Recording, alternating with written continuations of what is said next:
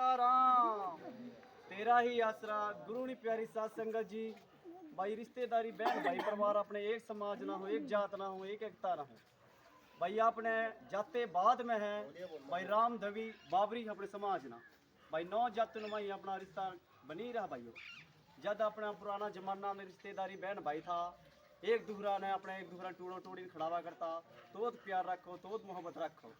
ते आज उषा सुंदर लगरना माई भाई माड़ी मोटी कोई बात थाई लेनू थाई दिलवा शिपो थाई को आकाशी पूजा पूजा भाई ने माड़ी मोटी कोई चंदी मंदी बात थाईगी ते आज ये बह बहन ने बोली पड़ी तो चीज ने खत्म करी रहा हूँ भाई।